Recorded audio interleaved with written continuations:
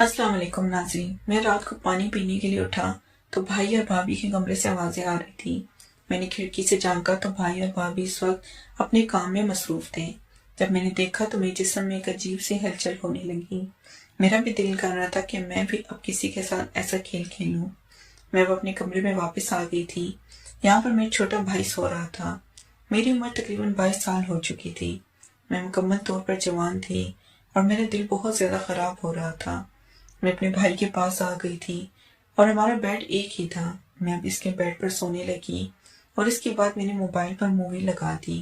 Movie देखने लगी और इसके साथ मैंने छोटे भाई को भी जगह दी। मैंने कहा कि तुम मूवी देखना चाहते हो? इसने कहा मुझे नींद आ रही है। लेकिन जब मैं मूवी का सीन मौजूद था तो इसका नज़र पड़ी। इसमें उठकर बैठ गया और वो आम सी मूवी नहीं थी बल्कि इस मूवी में बहुत सीन थे। इन मूवी को देखने के बाद मेरे भाई ने कहा कि आप भी, ये क्या है? मैंने कहा कि तुम इसे कोई मूवी नहीं देखी? इसने कहा नहीं, मैंने कभी ऐसी मूवी नहीं देखी। अब इस मूवी को देखने के बाद एक जिंदा ताकत आ गई थी। वो भी अब इसे देखते हुए काफी हद तक तैयार हो चुका था। वो भी अब देखने के काबिल हो चुका था। मैंने कहा क्या तुम भी ये सब कुछ खेलना चाहते हो?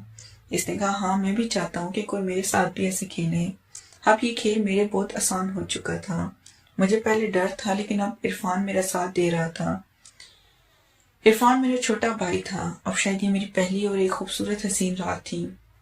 इरफान ने कहा आप इस बारे में किसी को नहीं बताएंगे। मैं भी डर रही थी, इरफान छोटा है, कल ही ये सब कुछ बता ना दे। लेकिन इरफान ने जब कहा कि आप ये सब कुछ किसी को नहीं बताएंगे, मैं इरफान से कह रही थी कि तुम परेशान ना हो, मैं तुम्हें सब कुछ सिखा दूंगी और तुम्हें अच्छा खिलाड़ी बना दूंगी।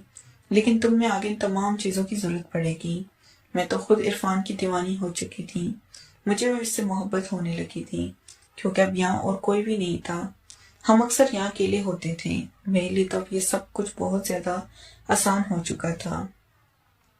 कुछ देर के बाद हम लोगों ने जैसे जैसे मूवी में मुख्तलिफ किस्म के खेल दिखाया जा रहा था, हम इसी तरह अपना खेल शुरू कर चुके थे। मैं तो इरफान को बच्चा समझती थी। मुझे नहीं लगता था कि इरफान मेरे सामने टिक पाएगा। लेकिन इरफान ने जैसे खेलना शुरू किया, इरफान को मैंने जिस तरह बताया तो बिल्कुल इसी तरह खेल रहा था। मुझे भी अब इसमें काफ़ी अच्छा लग रहा था। मैंने इरफान से पूछा कहीं पर भी तुम्हें किसी किस्म की परेशानी हो तो खेल छोड़ देना, मैं नहीं चाहती किसी किस्म की कोई परेशानी हो। इरफान ने कहा कि नहीं, मुझे अब इस काम में काफ़ी अच्छा लग रहा है। कुछ देर के बाद हम काफ़ी हद तक ये खेल मुकम्मल कर चुके थे। मैंने जैसे भाभी और भाई को देखा था हम भी बिल्कुल इसी तरह से खेल पा रहे थे। कुछ देर के बाद इरफान ने कहा मैं थक चुका हूँ। मैंने कहा तुम परेशान क्यों हो रहे हो, अब मैं तुम्हें जगह पर खेलूंगी। इरफान ने कहा ठीक है। इरफान ने इसके पास सब कुछ मुझे करने के लिए कह दिया। अब अगले सीन को दोहराए। इसके बाद जैसे इरफान खेल रहा था अब इसके बाद इस तरह खेल रही थी। इरफान को काफी अच्छा लग रहा था। इरफान बहुत ही ज्यादा खुश था। इरफान भी शायद यही सब कुछ चाहता था। इसके बाद इरफान और मैं मुकम्मल तौर पर एक दूसरे के साथ खुश थे। इरफान और मेरा खेल मुकम्मल हो चुका था। कुछ देर के बाद इरफान को भी मैंने कहा कि जाकर फ्रेश हो जाओ। तो इरफान भी फ्रेश होकर सो गया। सुबह जब उठे तो इरफान मेरे बारे में कुछ अजीब सा सोचा था। जब मेरी तरफ देखा तो मुस्कुरा देता। मैंने इरफान को समझाया कि ऐसा मत देखा करो। इरफान को मेरी आदत सी होने लगी। मुझे भी अब इस बात का डर लगने लगा कि इरफान ने अगर सबके सामने ऐसी बात करना शुरू कर दी तो सच में बहुत परेशानी होगी। इसलिए मुझसे बहुत बड़ी गलती हो गई थी। अब मैं डरती थी कि ऐसा मत सोचा करो, जो गलती हुई थी हो गई, मैंने तौबा कर ली, तुम भी तौबा कर लो और अंदर कभी भी इस बारे में मत सोचना। इसके बाद कभी भी इसके साथ ऐसा सोच भी नहीं सकती थी। ऐसा कोई ताल्लुक नहीं बनाया। ये मेरी पहली और आखिरी गलती थी। इसके बाद मेरी शादी हो गई और मैं वहां से चली गई। मैं घर में बहुत काम करती थी। फिर इरफान ने सामने तो बिल्कुल नहीं आती थी क्योंकि मुझे शर्मिंदगी होती थी।